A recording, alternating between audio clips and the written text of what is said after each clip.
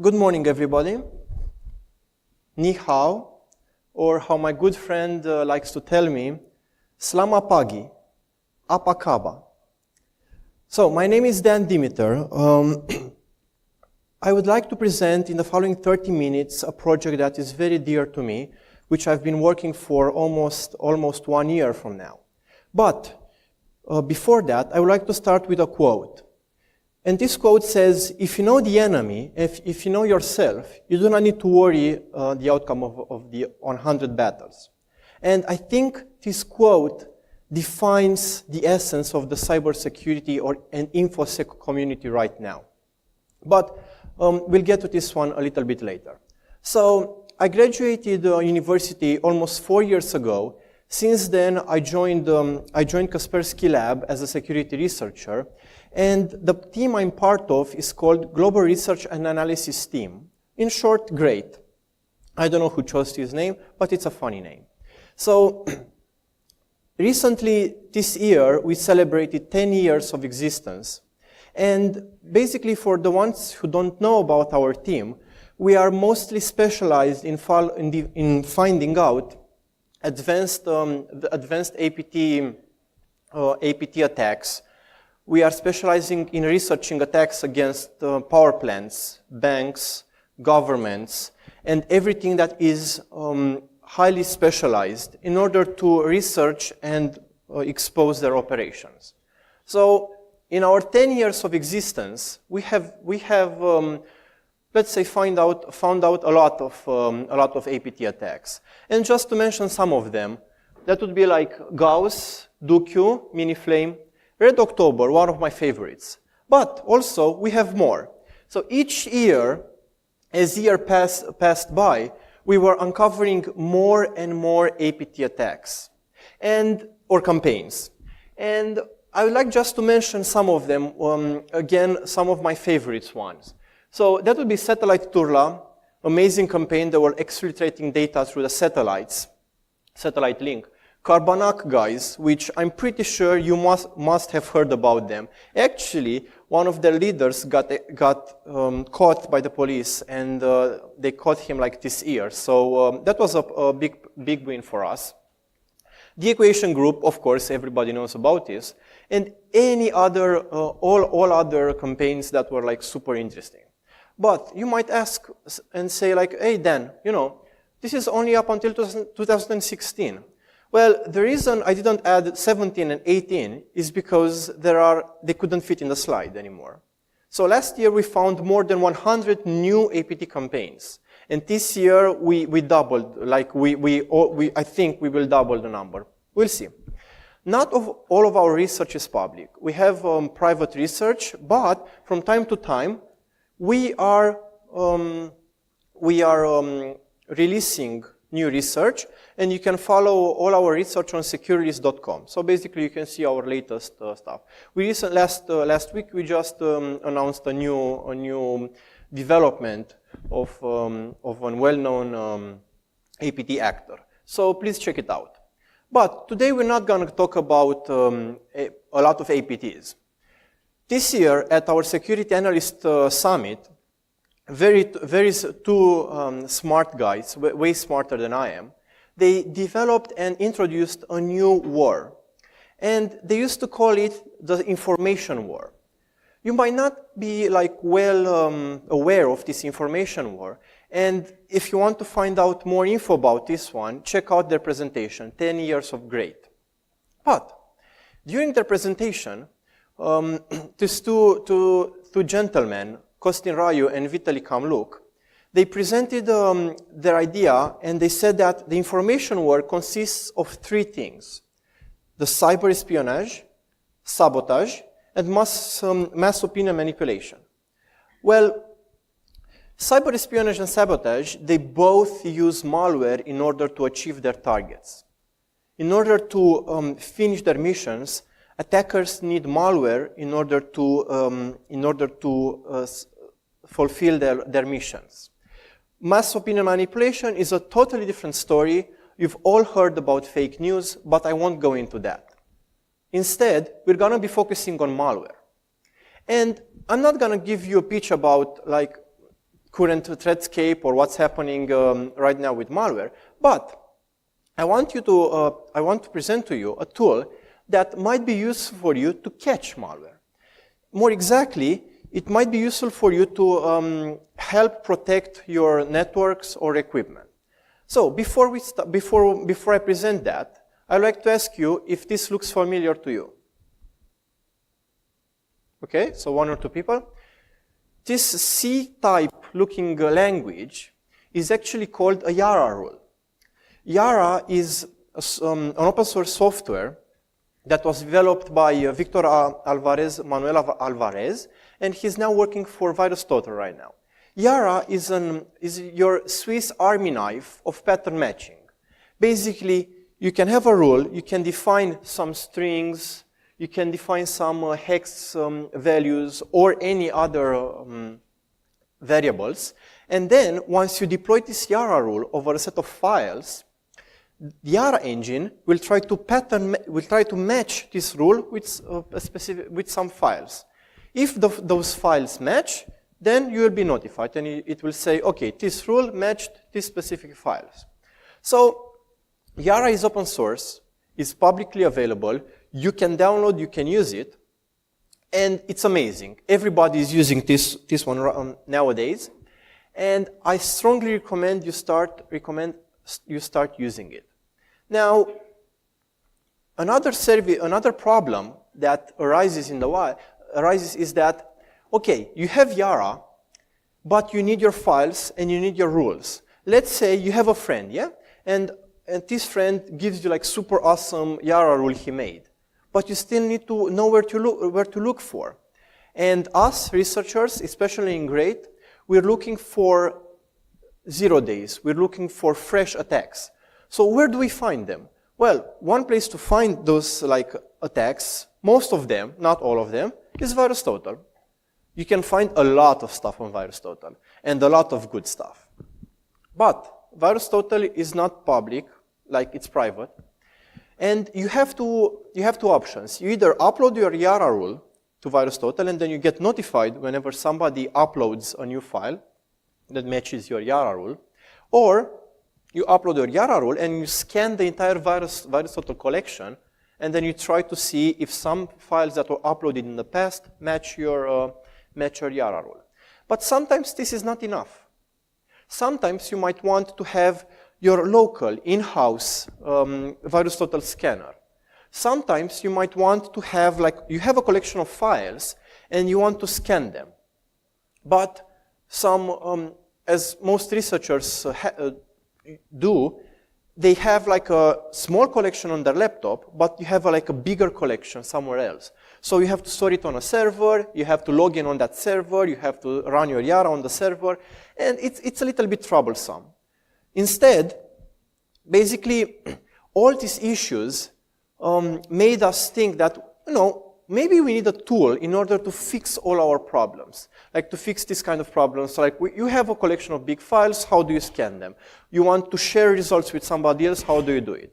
So we have a new project. Unfortunately, we didn't call it Dolores. Although, are there any Westworld fans in here? Perfect. Dolores is my favorite Westworld character. So we called it KLara.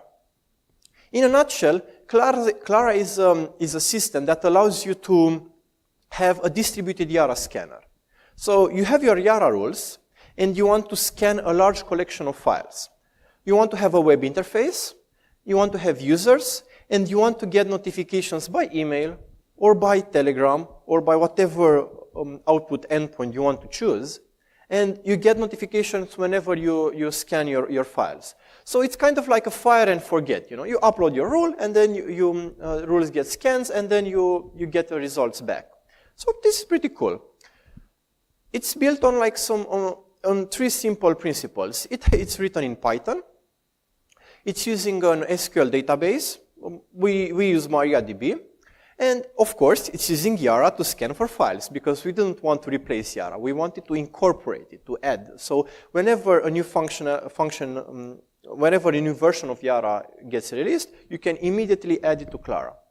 So in the backend, it's pretty simple. There are multiple workers. those workers have this, what we call a scan repositories. Basically, those are your files. That's where your files physically exist. So workers can have different scan repositories. And whenever a new user logs in and submits a new job, then this task is being inserted into the database. And then workers are asking one dispatcher, hey, can you give me a new job to do? And the dispatcher checks the database, and if there's some new work to do, it assigns it to the worker. So it's pretty simple, but it's also distributed. So it means that it can handle a lot of users submitting a lot of jobs at the same time. So I wouldn't be presenting this project if it wouldn't be aligned with our philosophy. So it's useless to present you something that you can't use. And because of that, in March this year, at our Security Analyst Summit, we open sourced this tool. So basically, you can go to GitHub, you can get the tool, and then you can check it out yourself. The code is there on GitHub. And then you might say, okay, Dan, I've got the code, I have everything set up, how do I install it? Well, it's pretty simple. You check out the instructions on the GitHub. You basically need a server that is running Ubuntu or Linux, but it can also run on Windows, it can run on Mac OS. This is because the entire project is written in Python. So Python, it can be compiled to multiple architectures, so it's up to you to choose what platform you want to run it on. For dispatcher and workers, you need the supervisor and Python with virtual environment. And of course, for workers, you also need to install Yara, which is pretty simple to install. And as a database, as I said, MariaDB, MySQL, or PostgreSQL, it might work. I didn't test it. So once you log in, once you create users, and once you set up everything, the first job, the first task you want to do is you want to submit your rules. So this is how it looks like. This is the submit the new job page. And let's go a bit through the information that you have on this page. So you're logged in as this user. I'm not sure if you can see it. The page is white, but this is the logged in user, KLara. This is the group you're part of, KLaras Training. And then this is the field where you input your rules. And then you can add more rules. This is just one here. Lastly, you'll have to add, you have to choose which scan repositories you want to scan your rule to against. And you have multiple choices. Those scan repositories, I will get back to them a little bit later, and they are defined based on the group you're part of. But basically, you can have multiple scan repositories, and then you can scan your rule onto multiple servers. Because if you remember, workers can have multiple physical scan repositories. So you submit your rule, you click submit, and then you get to the dashboard page. And on the dashboard page, you basically see that there are two rules, two new jobs, basically, that have been submitted. You have 998 quota right now. And those jobs are staying there, and then one worker will fetch them, and they will run the job for you.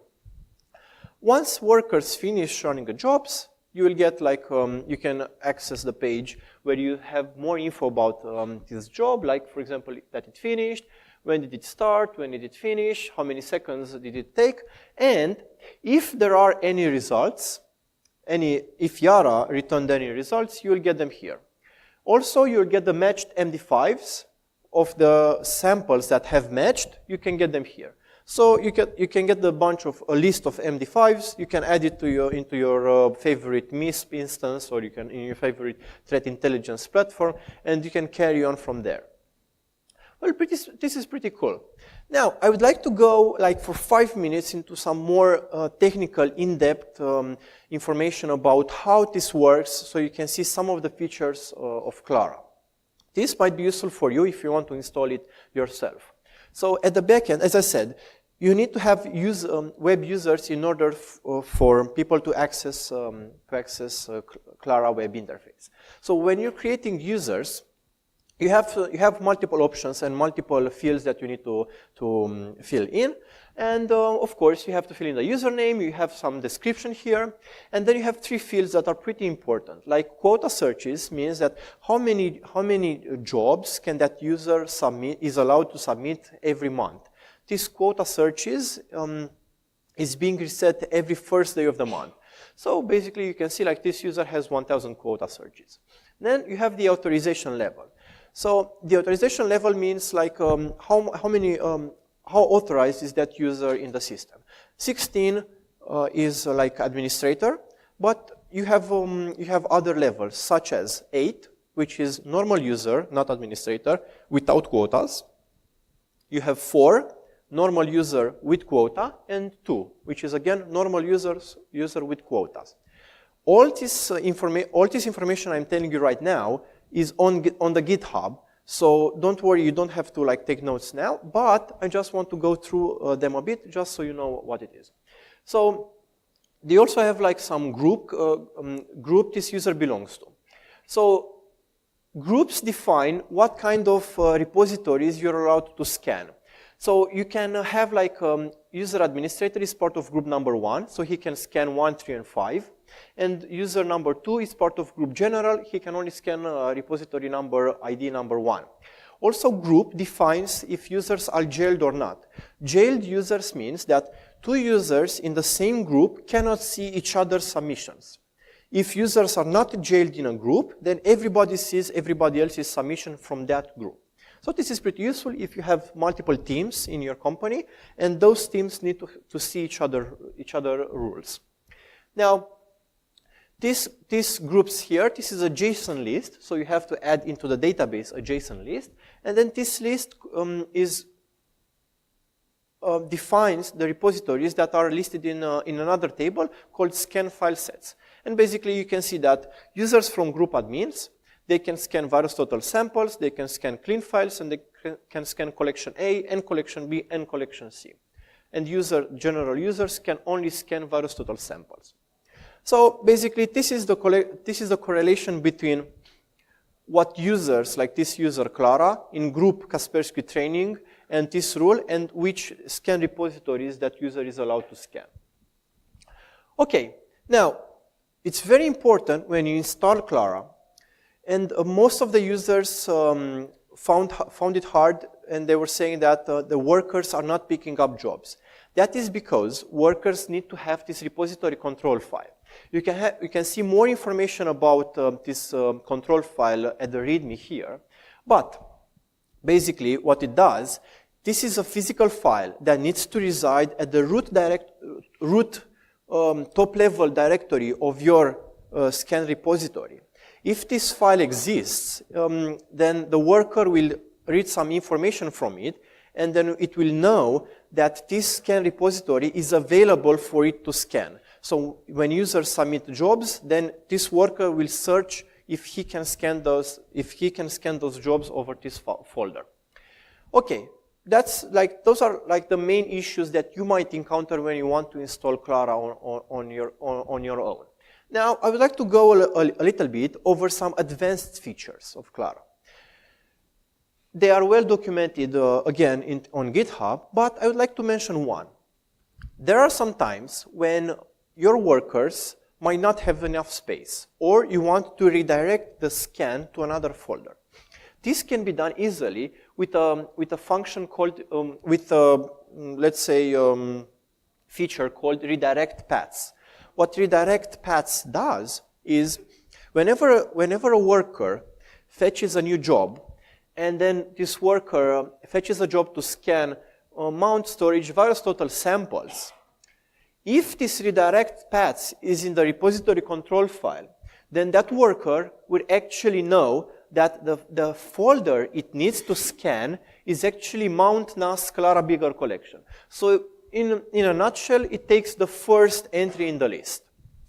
I will add the possibility to scan multiple entries, but right now it only takes the first entry in the list. So this is one of the features. Other features are you can rewrite your output paths. Basically, whenever you see the results, you can rewrite them to your specific regex. You can search for some hashes. So administrator can search for hashes, and they can detect whether how many KLara rules matched that specific hash. And this is pretty interesting in order to see like if your rules overlap, or if you have like multiple rules that detect the same files. And also another feature is shareable links. So as I mentioned before, you might have different groups that are working independently. But sometimes a person from group A would like to share something with a person from group B. So because they're in different groups, they cannot see each other's submissions, but that person from group A can give it a shareable link, and then by doing that, anybody can see his rules. So this is pretty useful for sharing and collaboration. Well, this is KLara in a nutshell. But, you know, this wouldn't be useful if we don't actually try to make it like more, squeeze everything out of it. So let's talk about a little bit about performance. So we recommend, and this is what we're using internally on our servers. We have like SSD server. We have like 8 SSDs in a RAID 5 configuration. So this gives us around 13.5 terabytes of storage for each server. Now, on each of these servers, I recommend you installing a XFS file system. This is pretty useful because XFS is really fast for reading files. Now, a word of warning, XFS does a lot of wear on SSDs. So it can wear SSDs much faster than normal file systems, but it only does this when you're writing files. But it's okay. We're not writing a lot of files. We're reading a lot of files. So that's pretty good. Now, this is how the server looks like in full load. And with this setup, we managed to achieve a scanning speed of 2 gigabytes per second. So this means that we can scan our collection, our Kaspersky collection of smaller Kaspersky collection in almost for like 40 minutes or so. And multiple users can scan the same collection because of caching and because of the RAID controller. Everybody, when is scanning, like it takes almost 40 minutes. Right now, we have been using KLara internally in our team for almost like 2 years now, and we have like almost 30,000 jobs. And also, KLara is successfully used for our Yara training. My colleagues and Vitaly Kamluk, Sergei Miniev, and my manager Costin Raiu, they are doing Yara training. So if you want to learn about how to be a ninja with Yara, please get in touch with us, and we offer trainings. And you can actually play with KLara during the training. So in order to achieve this, also, this is the configuration of the file system optimizations I'm using. And this is pretty useful because and you have to be really careful because you can degrade performance, and it's very useful if you align the partition with the RAID controller. So you have to be very careful to align the partition and the stripe sizes with the RAID controller, else you will get like super degraded performance. Of course, when you're mounting the XFS partition, you have to be careful in order to mount it with the specific options to get like super good performance out of it. Okay, so in the future, I would like to add like an API for KLara, so for you in order to submit the jobs automatically. And whenever you have like this new Yara rule, basically you just submit it and then you get the results back automatically and you get notified. So you don't have to do it manually. But this is one thing. And also I want to have like some merge jobs. So whenever 3 users are submitting the same job, I want to merge them and then to give them results at the same time. Mostly like what VirusTotal does. But anyway, because thank you very much for coming here, and our gift to you, if you want, is I can create an account for you on our KLara online scanner. And this means that if you are interested in playing with Yara rules, I can create an account for you. Just come see me after today, after my talk, or like during today or tomorrow. And I can create an account for you.